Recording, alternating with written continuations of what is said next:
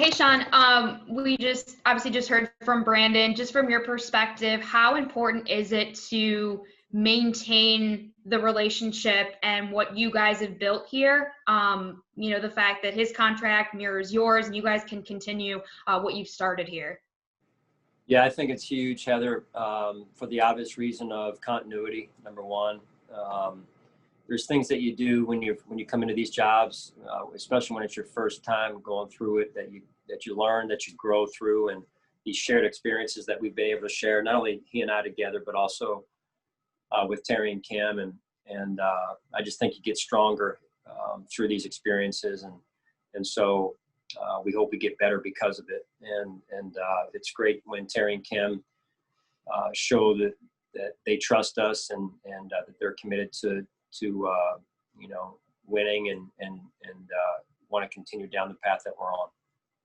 I asked Brandon about your relationship and kind of a similar question about stability and, continuing what the two of you have built here. And he mentioned how you guys can have conversations about maybe starting a younger player or, seeing what someone has, putting him in the lineup, things like that.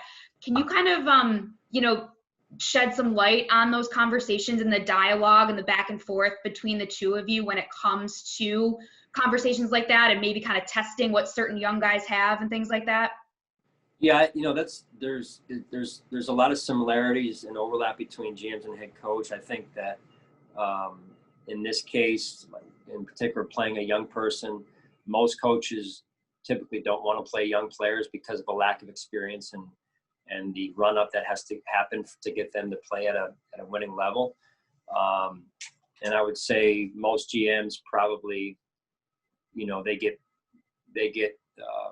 I guess judged by, hey, are you playing my guy? Are you playing the guy I drafted, the guy I brought in and paid at this level or whatever?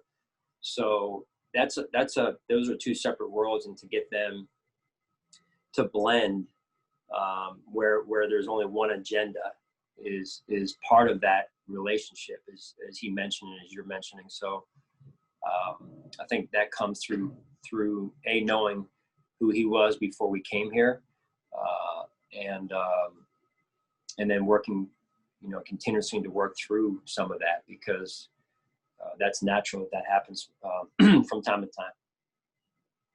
Awesome. Thanks, Sean. Sure. Hey, Coach, I know you talk about a lot just the human element, the human side of things, and just how the character of people you have in your building helps everyone do their job to the best ability. And I was just wondering, with Brandon and his character, how you think that's been able to have him have a successful last few years since he's gotten to Buffalo, and being able to get the right guys in here and build them up how they need to be built up with you in charge. Yeah, Brandon has a pretty good feel for people, and I think that's a gift, right? When you are able to listen to your staff, and then just kind of sit back and evaluate, and whether he's brought in players on the roster or staff that he's hired, I think it's important that you can be yourself a pretty good judge of character and who a person is and how they fit into the overall piece of our puzzle here at One Bills Drive, and so I think he's got a knack for it. Appreciate it. Thanks. Sure. Good morning, Sean. John Worrell. Morning, John. Just could you have envisioned when you got to Carolina that you and I'm not sure what your first impressions were of Brandon when you met him, but could you have envisioned that now you two will are potentially tied together, and hopefully tied together through a long term, maybe 14 years? Could you have envisioned that back at that point? Yeah, Terry and Kim called me and gave me the news the other day, and I said, well, I said, well, I was going to mention maybe we could trade him out for somebody else,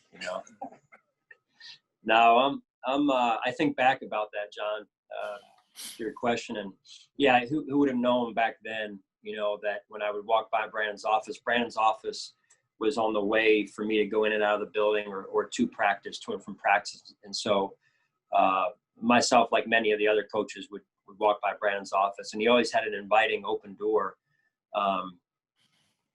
type of type of atmosphere around his office. And so we had some conversations, but I also, just being genuine about it, wouldn't say it was like, oh, if we ever get, because sometimes conversations happen, well, if I ever get a job, I'm going to bring you with me. Like, we never really had those conversations. I don't really think those conversations are healthy anyway. But it was always, I thought he had a good way about him and a good feel for not only where we were as a team, but what we needed to do going forward. And so, yeah, it's pretty cool and really a blessing from God to be able to have this work out the way it's worked out. Good. Thank you very much. Sure. Hi, Sean.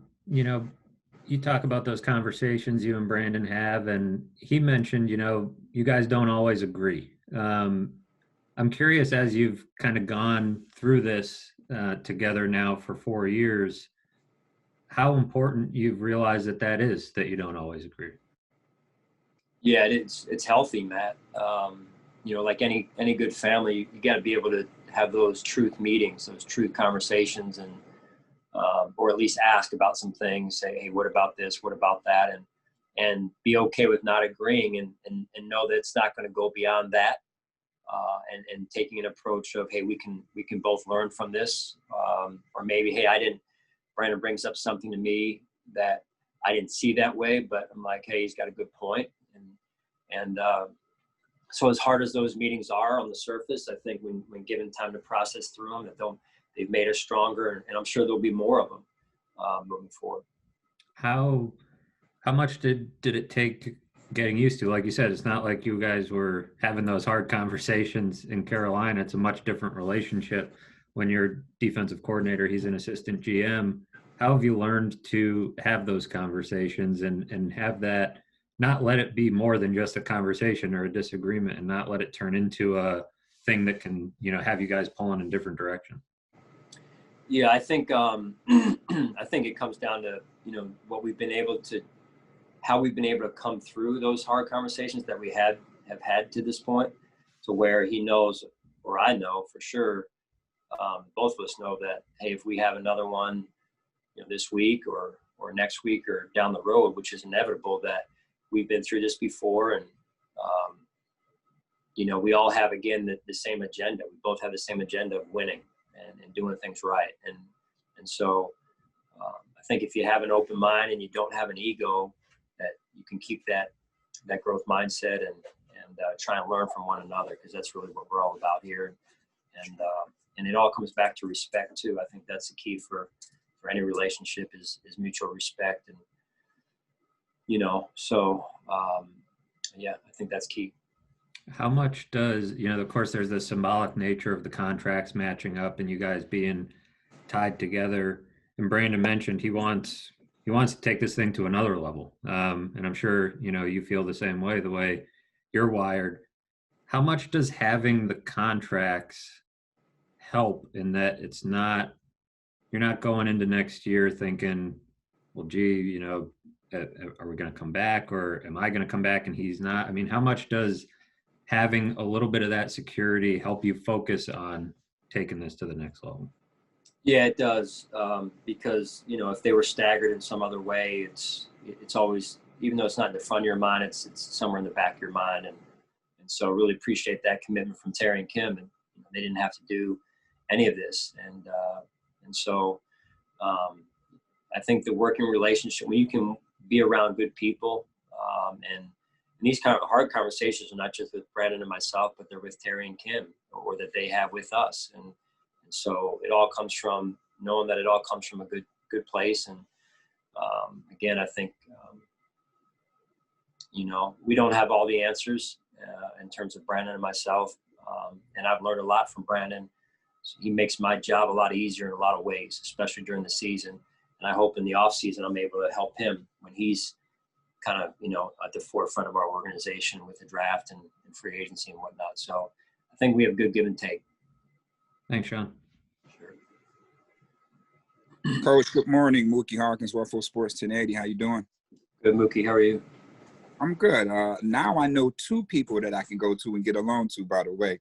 But I think that you and Brandon here for the next 5 years is pretty awesome. So coming off a big win Monday night, Coach, what's the mindset going into this week?